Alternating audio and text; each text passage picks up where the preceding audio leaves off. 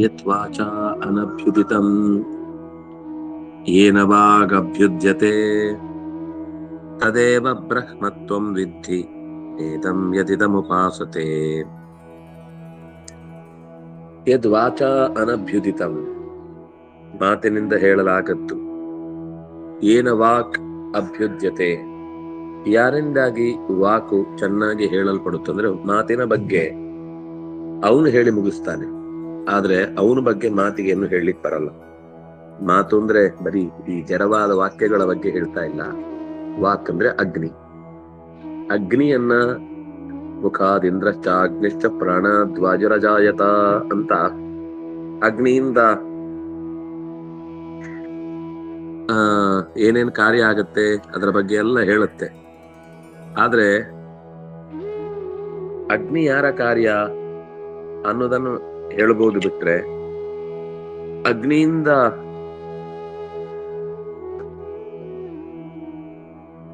ಏನೇನಾಯ್ತು ಅಂತ ಹೇಳಿ ಮುಗಿಸ್ಬೋದು, ಆದ್ರೆ ಅಗ್ನಿಯನ್ನು ಹುಟ್ಟಿಸಿದವನ ಕಾರ್ಯವನ್ನು ಹೇಳಿ ಮುಗಿಸ್ಲಿಕ್ಕಾಗಲ್ಲ.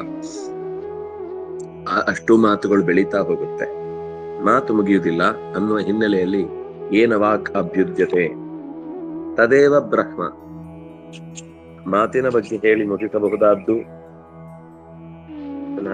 ಕಾಣಿಸಲ್ಲ ಇದು. ತದೇವ ಬ್ರಹ್ಮತ್ವಂ ವಿದ್ಧಿ.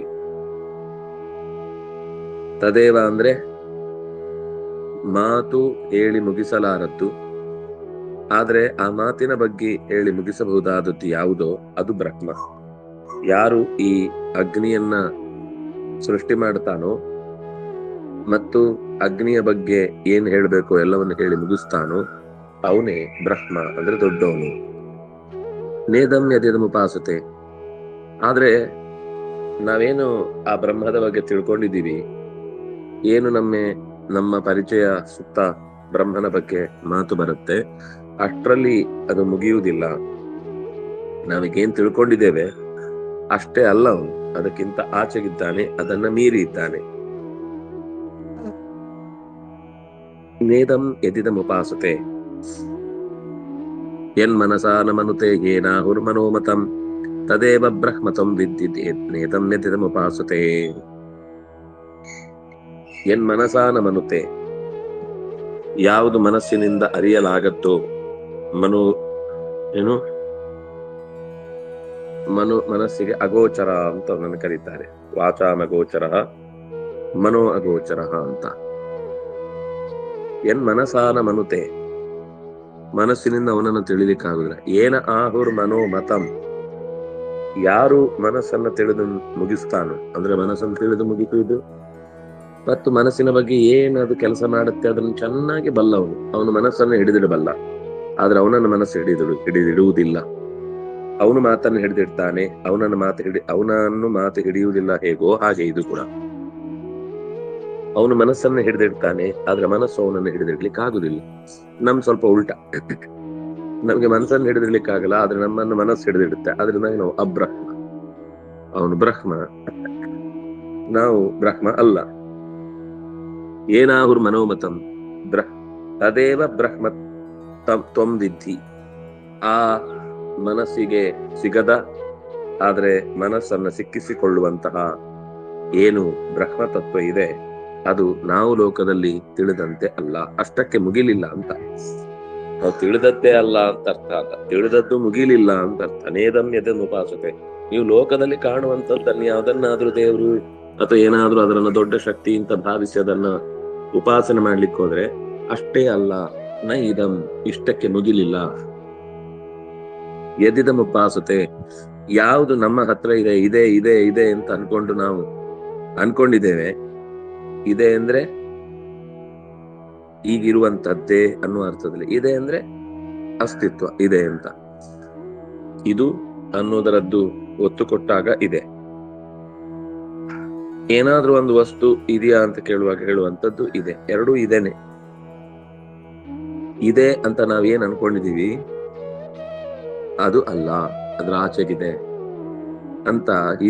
ಹೀಗೆ ನೇದಂ ಯದಿದಮುಪಾಸತೆ ಯಚ್ಚಕ್ಷುಷಾ ನ ಪಶ್ಯತಿ ಏನ ಚಕ್ಷುಂಷಿ ಪಶ್ಯತಿ ಯಚ್ಚಕ್ಷುಷಾ ನ ಪಶ್ಯತಿ.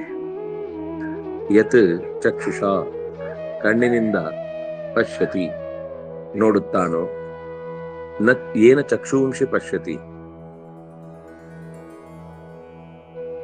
ಕಣ್ಣು ನೋಡುವುದಿಲ್ಲ, ಆದ್ರೆ ಕಣ್ಣನ್ನು ಅವನು ಚೆನ್ನಾಗಿ ನೋಡ್ತಾನೆ. ಕಣ್ಣಿರುವುದು ನೋಡ್ಲಿಕ್ಕೆ, ಆದ್ರೆ ಅದ್ ನೋಡಲ್ಲ. ಕಣ್ಣು ನಮ್ಗೆ ಕಾಣಲ್ಲ, ಆದ್ರೆ ಅವನ್ ಕಣ್ಣನ್ನು ನೋಡ್ತಾನೆ. ಈಗ ನಮ್ ಕಣ್ಣು ನಮ್ಗೆ ಕಾಣಲ್ಲ, ನಾವ್ ಇನ್ನೊಬ್ರ ಕಣ್ಣು ನೋಡ್ತೀವಿ ಅಷ್ಟೇ. ನಮ್ ಕಣ್ಣು ನಮ್ಗೆ ಕಾಣಲ್ಲ, ಆದ್ರೆ ನಮ್ ಕಣ್ಣಲ್ಲಿದ್ದು ನಮ್ ಕಣ್ಣನ್ನು ಅವನು ನೋಡ್ತಿದ್ದಾನೆ. ಇದು ಬ್ರಹ್ಮದ ಸ್ವರೂಪ. ಆದ್ರೆ ಇಷ್ಟಕ್ಕೆ ಆ ಬ್ರಹ್ಮದ ತತ್ವದ ಪರಿಚಯ ಮುಗಿಯಲ್ಲ. ನೇದಂ ಎದೆದಂ ಉಪಾಸತೆ ಅಂತ ಮುಂದೋಗೋಣ.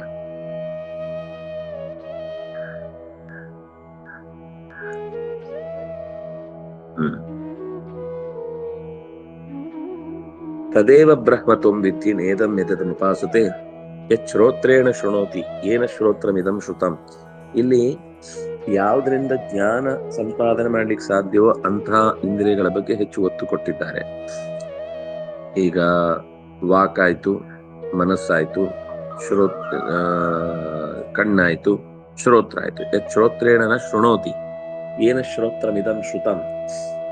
ಕಿವಿ ಏನನ್ನು ಕೇಳಿಸಿಕೊಳ್ಳುವುದಿಲ್ಲ ಸ್ವಂತ, ಅದಕ್ಕೆ ಯಾರಾದ್ರೂ ಕೇಳಿಸ್ಬೇಕು. ಆದ್ರೆ ಕಿವಿಯ ಬಗ್ಗೆ ಅವನು ಎಲ್ಲವನ್ನು ಅರ್ಥ ಮಾಡ್ಕೊಂಡಿದ್ದಾನೆ. ಏನು ಶ್ರೋತ್ರಮಿದಂ ಶ್ರುತಂ, ಕೇಳಬೇಕಾದ್ದನ್ನೆಲ್ಲ ಕೇಳಿದ್ದಾನೆ. ನಾವು ಕೂಡ ಸುಮಾರು ಕೇಳಿಯೂ ಕೂಡ ಕೇಳಬೇಕಾದ್ ಮಾತ್ರ ಕೇಳಿಲ್ಲ. ನಮಗೂ ಕೇಳುವುದಕ್ಕೂ ಇದೆ, ಅವನಿಗೂ ಕೇಳುವುದಕ್ಕಿದೆ. ಅವನು ಕೇಳಿದ್ದೇನಂದ್ರೆ ಲೋಕದಲ್ಲಿ ಏನು ಇವನು ಮಾಡ್ಬೇಕಿತ್ತು ಅದನ್ನ ಏನ್ ಹೇಳ್ತಾನೋ ಅದನ್ನೆಲ್ಲ ಅವನು ಮುಗಿಸಿ ಆಗಿದೆ. ಇವನು ಈಗ ಶುರು ಮಾಡ್ತಾ ಇರ್ತಾನೆ, ನಾನು ಅದು ಓದ್ತಾ ಇದ್ದೇನೆ, ಇದು ಕೇಳ್ತಾ ಇದ್ದೇನೆ ಅಂತ. ಅವನು ಈ ತರ ಕಿವಿಗೆಲ್ಲ ಸಿಕ್ಕಿ ಹೋಗಿ ಆಗಿದೆ, ಅವನಿಗೆ ಬೇಕಾದ್ದೆಲ್ಲ ಸಿಕ್ಕಿಸ್ಕೊಂಡಾಗಿದೆ. ಆದ್ರಿಂದಾಗಿ ಏನ ಆಹುರು ತದೇವ ಬ್ರಹ್ಮತ್ವಂ ವಿದ್ಧಿ ನೇದಂ ಎದೆದಂ ಉಪಾಸತೆ ಯತ್ ಪ್ರಾಣೇನ ಪ್ರಾಣಿತಿ ಏನ ಪ್ರಾಣ ಪ್ರಣೀಯತೆ ತದೇವ ಬ್ರಹ್ಮತ್ವಂ ವಿದ್ಧಿ ನೇದಂ ಎದೆದಂ ಉಪಾಸತೆ. ಉಸಿರಾಟ ಅನ್ನೋದು ಬಹಳ ಪ್ರಧಾನವಾದ ಅರಿವು ಕೊಡುವ ವಿಷಯದಲ್ಲಿ ನಮಗೆ ಹತ್ತಿರದ್ದು. ಉಸಿರಾಟ ಸರಿ ಇಲ್ಲದೆ ಇದ್ರೆ ನಮಗೆ ಯಾವ ಜ್ಞಾನವೂ ಬರುವುದಿಲ್ಲ. ನಾವ್ ಅನ್ಕೋಬಹುದು ಕಣ್ಣಿನಿಂದ ನೋಡುದು, ಕಿವಿಯಿಂದ ಕೇಳುದು ಜ್ಞಾನ ಬರುತ್ತೆ. ಈ ಪ್ರಾಣದಿಂದ ಏನು ಜ್ಞಾನ ಬರುತ್ತೆ? ಈ ಕಣ್ಣು, ಮೂಗು, ಕಿವಿ ಸರಿಯಾಗಿ ಕೆಲಸ ಮಾಡಬೇಕು ಅಂದ್ರೆ ಕಣ್ಣಿನ ಒಳ ಪದರಗಳಿಗೆ ಆಕ್ಸಿಜನ್ ಕೊಡಬೇಕಾದ್ದು ಪ್ರಾಣವೇ. ಹಾಗಾಗಿ ಪ್ರತಿಯೊಂದು ಇಂದ್ರಿಯವು ಕೂಡ ಅಟೆನ್ಷನ್ ಅನ್ನೋದು ಬೇಕಲ್ಲ, ಅದಕ್ಕೆ ಪ್ರಧಾನವಾದದ್ದು ಪ್ರಾಣ. ಹಾಗಾಗಿ ಪ್ರತಿ ಉಸಿರಾಟವು ಕೂಡ ನಮ್ಮ ದೇಹಕ್ಕೆ ಗೊತ್ತೇ ಇಲ್ಲದೆ ಅನೇಕ ರೀತಿಯಿಂದ ಉಪಕಾರ ಮಾಡ್ತಿರುತ್ತೆ. ನಾವು ಮರೆತರೂ ಕೂಡ ಪಾಪ ಮೂಗು ಮರಿಯಲ್ಲ ನಮ್ಮ ಉಸಿರಾಟವನ್ನ. ಅಯ್ಯೋ ಮಾಡ್ಬೇಕು ನನ್ನ ಕೆಲಸ ನಾನು ಮಾಡ್ತೇನೆ. ನಾವು ನಮ್ಮನ್ನ ಯಾರಾದ್ರೂ ಕೆಲಸ ಮಾಡಿಯೂ ನಮ್ಮನ್ನ ಕೆಲಸ ಮಾಡಿಲ್ಲ ಅಂದ್ಬಿಟ್ರೆ ನಮ್ಮನ್ನ ಮುರಿದು ತಿಂದು ಬಿಡ್ತಾರೆ. ಅದೇ ಪ್ರಾಣ ಇಷ್ಟು ಕೆಲಸ ಮಾಡಿ ಅವ್ನು ಮಾಡಿದ್ದನ್ನು ಒಂದು ದಿವಸ ರೆಕಗ್ನೈಸ್ ನಾವು ಮಾಡಲ್ಲ. ಆದ್ರೂ ನಮ್ಮನ್ನ ಅಲ್ಲ, ಅವನು ಪ್ರಾಣ, ನಾವು ಪ್ರಾಣಿ ಅಂತಂದ್ರೆ ಸರಿ. ಆದ್ರೆ ಕನಿಷ್ಠ ಪಕ್ಷ ಅವ್ನು ಮಾಡ್ತಿದ್ದಾನೆ ಅಂತ ತಿಳ್ಕೊಳ್ಳುವಷ್ಟು ಜ್ಞಾನ ಕೊಟ್ಟ ಮೇಲೆ ಮಾಡ್ಕೊಳ್ಳಿಲ್ಲ ಅಂದ್ರೆ ಅದು ಬುದ್ಧಿವಂತಿಕೆಯ ದುರುಪಯೋಗ ಅಲ್ವಾ? ಎಲ್ಲಿ ಕೇಳಬೇಕು, ಏನ್ ಕೇಳಬೇಕು ಅದನ್ನ ಕೇಳದೆ ಉಳಿದದ್ದಕ್ಕೆಲ್ಲ ಮಾತ್ರ ಕಿವಿನೆಟ್ಟಿಗಿರುತ್ತೆ ಅಂದ್ರೆ. ಹಾಗಾಗಿ ಪ್ರಾಣನ ಅಪರೂಪದ ಗುಣ ಏನು ಅಂದ್ರೆ ಪ್ರ ಅನಯತಿ. ಅನ ಅಂದ್ರೆ ಚೇಷ್ಟೆ, ಪ್ರ ಅಂದ್ರೆ ಪ್ರಕೃಷ್ಟವಾದ ಚೇಷ್ಟೆ. ಎಲ್ಲರ ಚೇಷ್ಟೆಯನ್ನ ಮಾಡುವಂತಹ ಪ್ರಾಣನೂ ಕೂಡ ಈ ಬ್ರಹ್ಮ ತತ್ವವನ್ನು ತಿಳಿದಿಲ್ಲ. ಏನ ಪ್ರಾಣ ಪ್ರಣೀಯತೆ ಯತ್ ಪ್ರಾಣೇನ ಪ್ರಾಣಿತಿ. ಯಾವ ಪ್ರಾಣದಿಂದ ಪ್ರಾಣನೂ ಕೂಡ ಪ್ರಾಣವನ್ನ ಹಿಡ್ಕೊಂಡಿದ್ದಾನೋ ಮತ್ತು ಯಾವ ಪ್ರಾಣವು ಈ ಉಳಿದ ಎಲ್ಲದಕ್ಕೂ ಚಟುವಟಿಕೆ ನೀಡುವಂತಹ ಪ್ರಾಣಶಕ್ತಿಯನ್ನ ತಿಳಿದಿಲ್ಲವೋ ಅದನ್ನು ಬ್ರಹ್ಮ ಅಂತ ಕರೀತಾರೆ. ಅಂದ್ರೆ ಪ್ರಾಣ ಅಂತ ಬ್ರಹ್ಮನಿಗೂ ಹೆಸರಿದೆ. ಎಲ್ಲವೂ ಹಾಗೆ, ಚಕ್ಷು, ಶ್ರೋತ್ರ ಎಲ್ಲಾ ಶಬ್ದಗಳು ಭಗವಂತನದ್ದು ಆಗಿದೆ. ಆದ್ರೆ ಅದು ಒಂದು ವ್ಯವಸ್ಥೆಯ ಒಳಗೆ, ಒಂದು ಸಣ್ಣ ಚೌಕಟ್ಟಿನೊಳಗೆ ಅರ್ಥ ಸೇರಿಕೊಂಡಾಗ ಬ್ರಹ್ಮ ಅನ್ನೋದು ಆ ಚೌಕಟ್ಟಿನೊಳಗೆ ಬರದೇ ಇರುವಂತಹದ್ದಾದ್ರಿಂದಾಗಿ ಯಾವುದೋ ಒಂದು ಸಾಮಾನ್ಯ ಜೀವ ಆಗ್ಬಿಡುತ್ತೆ ಆ ಶಬ್ದದ ಅರ್ಥ. ಚೌಕಟ್ಟು ಮೀರಿದಾಗ ಅದು ಬ್ರಹ್ಮ ಆಗುತ್ತೆ, ಚೌಕಟ್ಟನ್ನು ಮೀರದೇ ಇದ್ದಾಗ ಅದು ಜೀವ ಆಗುತ್ತೆ. ಹಾಗಾಗಿ ಪ್ರಾಣನು ಕೂಡ ಒಂದು ಭಗವಂತನ ಚೌಕಟ್ಟಿನಲ್ಲಿ ಸೇರುವವ. ಅವನನ್ನ ಪರಮಾತ್ಮ ತಿಳಿದಿದ್ದಾನೆ, ಆದ್ರೆ ಅವನು ಪೂರ್ಣವಾಗಿ ಪರಮಾತ್ಮನ ತಿಳಿಯುವುದು ಸಾಧ್ಯ ಇಲ್ಲ. ಅದನ್ನ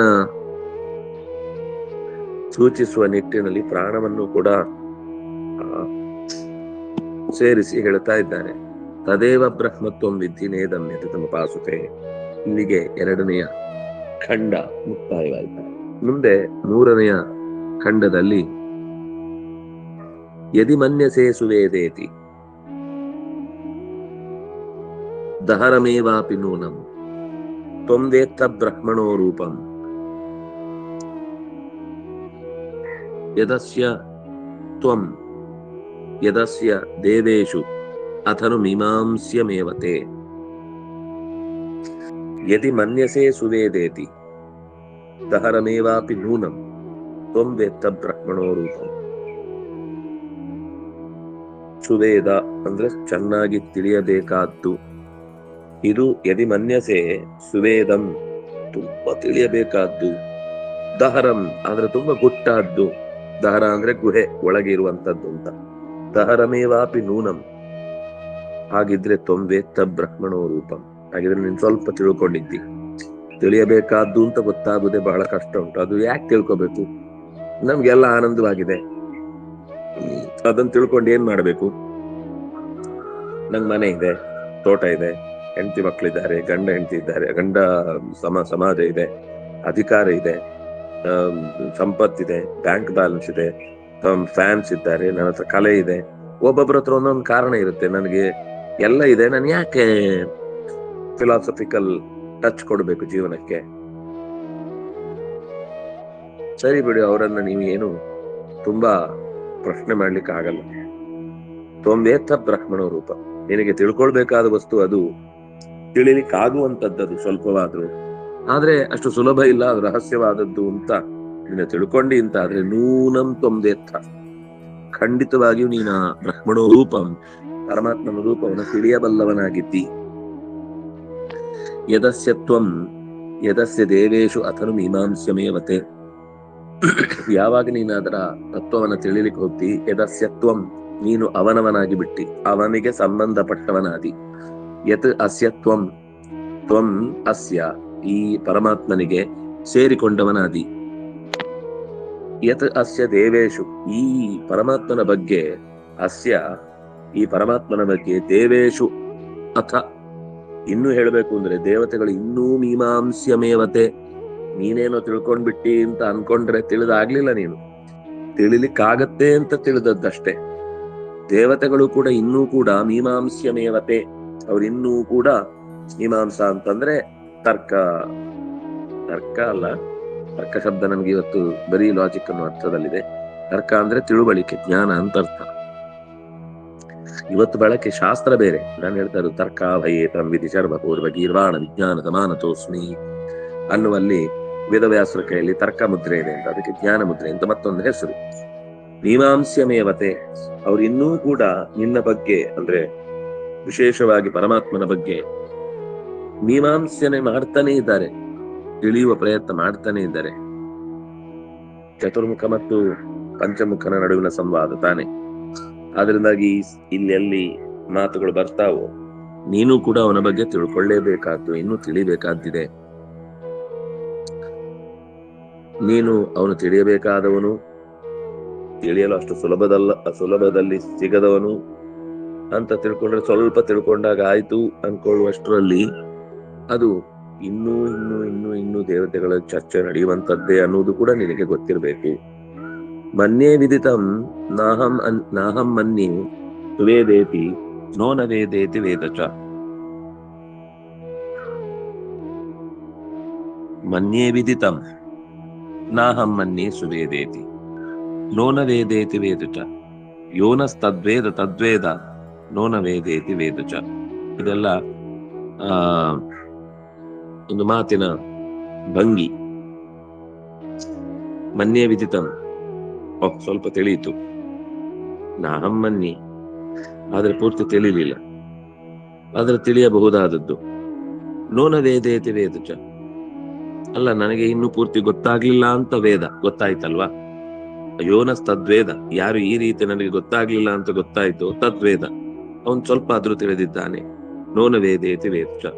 ಯಾವಾಗ್ಲೂ ತಿಳ್ಕೊಳ್ಬೇಕಾದ್ದೇನು ಅಂದ್ರೆ, ನನಗೆ ಇನ್ನೂ ತಿಳ್ಕೊಳ್ಳಿಕ್ಕಿದೆ ಅಂತ ಒಂದು, ನನಗೆ ಇದು ಯಾವುದನ್ನು ಪೂರ್ತಿ ತಿಳ್ಕೊಳ್ಳಿಕ್ಕಾಗಿಲ್ಲ, ತಿಳಿಲಿಕ್ಕೆ ಬೇಕಾದಷ್ಟಿದೆ ಅನ್ನೋದನ್ನೇನು ತಿಳಿತಾನೆ ಅದು ನಿಜವಾದ ತಿಳಿವು ಅಂತ. ಹೀಗೆ ಆ ಮಂತ್ರದ ವಿಶೇಷ ಭಾವವನ್ನ ಆಚಾರ್ಯರು ಮತ್ತೆ ನಿರೂಪಣೆ ಮಾಡ್ತಾರೆ. ಯಸ್ಯ ಮತಂ ತಸ್ಯ ಮತಂ ಮತಂ ಯಸ್ಯ ನವೇದು ಸಹ ಅವಿಜ್ಞಾತಂ ವಿಜಾನತಾಂ ವಿಜ್ಞಾತಂ ಅವಿಜಾನತಾಂ. ಯಾರಿಗೆ ಅಮತಂ, ಯಾರಿಗೆ ತಿಳಿದಿಲ್ಲ ಅಂತ ತಿಳಿದಿದೆ, ತಸ್ಯ ಮತಂ ಯಸ್ಯ ಮತಂ, ಯಾರಿಗೆ ನನಗೆ ತಿಳಿದಿದೆ ಅಂತ ತಿಳಿದಿದೆ, ಅವನು ತಿಳಿದಿಲ್ಲ, ನವೇದು ಸಹ, ಅದನ್ನ ಇನ್ನೂ ಬಿಡಿಸಿ ಹೇಳಿದ್ರು. ಅವಿಜ್ಞಾತಂ, ನನಗೆ ತಿಳಿದಿಲ್ಲ, ವಿಜಾನತ, ಜ್ಞಾನಿಗಳಿಗೆ ತಿಳಿದಿಲ್ಲ ಅಂತಿರುತ್ತೆ. ವಿಜ್ಞಾತಂ ಅವಿಜಾನತ, ದಡ್ರಿಗೆ ತಿಳಿದಿದೆ ಅಂತಿರುತ್ತೆ. ಅದನಿಗೆ ಇದೆಲ್ಲ ಬಹಳ ಕಷ್ಟದ ಸಂಗತಿ. ಯಾರಿಗಾದ್ರೂ ನಂಗೊಂದಿಷ್ಟು ವಿಷಯ ಗೊತ್ತಿದೆ, ನಾನು ತುಂಬಾ ತಿಳ್ಕೊಂಡ್ಬಿಟ್ಟಿದ್ದೇನೆ, ನಾನು ಎಲ್ಲ ಉಪನ್ಯಾಸ ಕೇಳಿ ಮುಗಿಸ್ಬಿಟ್ಟಿದ್ದೇನೆ, ನನ್ನ ಹತ್ರ ಇನ್ನೇನ್ ಕೇಳಲಿಕ್ಕೆ ಸಂಗತಿಗಳೇ ಉಳಿದಿಲ್ಲ ಅಂತ ಅನ್ಕೊಂಡ್ರೆ, ಇನ್ನು ತಿಳಿಯುವುದು ಬೇಕಾದಷ್ಟಿದೆ ಅನ್ನೋದು ಗೊತ್ತಾದ್ರೆ ಆವಾಗ ಬೆಳವಣಿಗೆ ಶುರುವಾಗುತ್ತೆ. ಯಾವಾಗ ಇದು ನಿಂತು ಹೋಗುತ್ತೆ ತಿಳಿಯುವ ವಿಷಯದಲ್ಲಿ ನಮ್ಮ ಪ್ರಯಾಣ, ಆವಾಗ ಅವನ ಅಧ್ಯಯನದಲ್ಲಿ ಏನು ಸ್ಟಫ್ ಇಲ್ಲ, ಸ್ವಾರಸ್ಯ ಇಲ್ಲ ಅಂತ ಅನ್ನಿಸ್ಲಿಕ್ಕೆ ಶುರುವಾಗುತ್ತೆ ಅಂತ ಈ ಮಂತ್ರ ಇನ್ನೂ ಮುಂದೆ ಕೆಲವು ವಿಶೇಷ ಅರ್ಥಗಳನ್ನ ಹೇಳುತ್ತೆ. ಆಚಾರ್ಯರ ಮಾತುಗಳನ್ನ ಕೇಳಿಸ್ಕೊಂಡು ನಾಳೆ ಮತ್ತೆ ಮುಂದಿನ ಚಿಂತನೆಯನ್ನು ಮಾಡೋಣ. ಶ್ರೀ ಹರಿಪ್ರಿಯತಾಂ. ಶ್ರೀ ಕೃಷ್ಣಾರ್ಪಣಮಸ್ತು.